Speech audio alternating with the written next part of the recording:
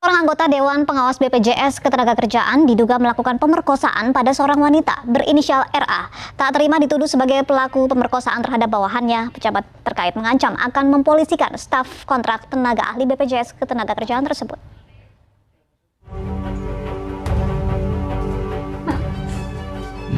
Di luar itu, saya mengalami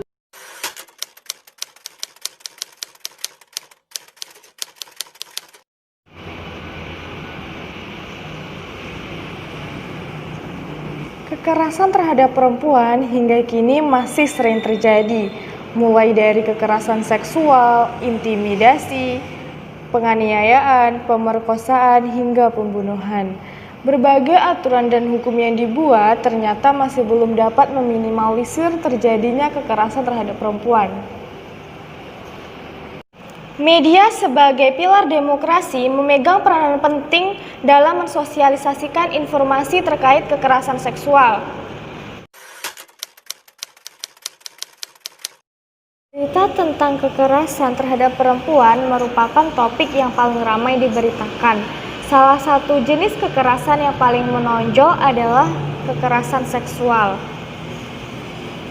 Meskipun perempuan telah menjadi korban, perempuan tetap disalahkan dengan kejahatan itu. Seakan tak cukup dengan pelanggaran HAM yang menimpanya, perempuan harus menerima stigma negatif dari masyarakat.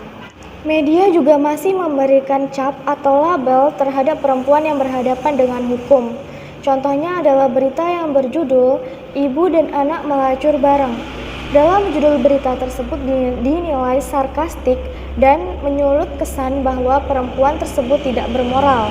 Padahal, dalam Kode Etik Jurnalistik Pasal 3 tertulis, wartawan Indonesia selalu menguji informasi, memberitakan secara seimbang, tidak mencampurkan fakta dan opini yang menghakimi, serta menerapkan asas praduga tak bersalah. Tidak jarang juga media memberitakan korban kekerasan seksual sebagai pemicu terjadinya kekerasan seksual yang menimpanya dengan mengangkat narasi soal pakaian seksi, di rumah sendirian, diam saja, pasrah, dan lain sebagainya.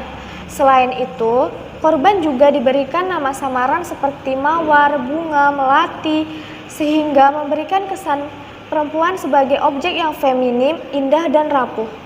Korban kekerasan seksual cenderung menutupi hal yang menimpa dirinya karena berbagai alasan. Ford dalam Adinda 2020 mengungkapkan sekitar 20% dari para korban takut menerima cap negatif dari masyarakat, 13% merasa polisi tidak akan membantu mereka, dan 8% menganggap pemerkosaan yang mereka alami tidak cukup penting untuk dilaporkan, dan hanya 2% pelaku yang berhasil masuk penjara. Pada Desember 2018 lalu, ada seorang wanita yang berani speak up di depan media terkait kekerasan seksual yang dilakukan oleh mantan atasannya. Ia didampingi kuasa hukumnya mengadakan konferensi pers yang disaksikan oleh berbagai media. Melalui tindakannya, ia berharap mendapatkan keadilan dan sebagai pemutus mata rantai kekerasan seksual pada perempuan yang terjadi di Indonesia. Namun, dari tindakannya tersebut tidak sedikit komentar negatif yang ditujukan pada dirinya. Bukan hanya itu, ia juga malah mendapatkan pelaporan balik terkait tuduhan pelanggaran UU ITE. Saya melakukan survei untuk mengetahui tanggapan masyarakat terhadap pemberitaan media terkait perempuan tersebut. Dari 30 responden, jika disimpulkan, mereka berpendapat bahwa media merupakan wadah yang tepat untuk mencari keadilan bagi perempuan yang mengalami kekerasan seksual. Namun, media harus mengemas berita tersebut dengan netral dan transparan, serta memberitakan perkembangan proses hukum yang berjalan kepada publik, sehingga media dapat berperan aktif dalam memperjuangkan hak-hak perempuan. Semua sebagai agents of change dapat mengambil peran dalam mengubah persepsi masyarakat terhadap korban kekerasan seksual melalui media. Menurut laporan We Are Social pada tahun 2020, total populasi di Indonesia yang mengakses dunia maya adalah sekitar 64%. Itu artinya lebih dari setengah populasi masyarakat Indonesia yang menggunakan sosial media.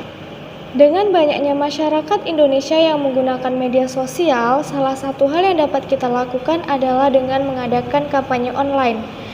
Kampanye online ini bertujuan untuk mengedukasi masyarakat agar lebih bijak dalam menggunakan sosial media, terutama menyadarkan bahwa korban kekerasan seksual harus diperjuangkan haknya, bukan malah disalahkan atas kejadian yang menimpanya. Gerakan ini juga diharapkan dapat berdampak pada media agar lebih memperhatikan dan taat terhadap kode etik jurnalistik dalam setiap liputan atau informasi yang disajikan, sehingga tulisan yang disampaikan dapat meningkatkan rasa empati dan simpati masyarakat terhadap perempuan yang mengalami kekerasan seksual.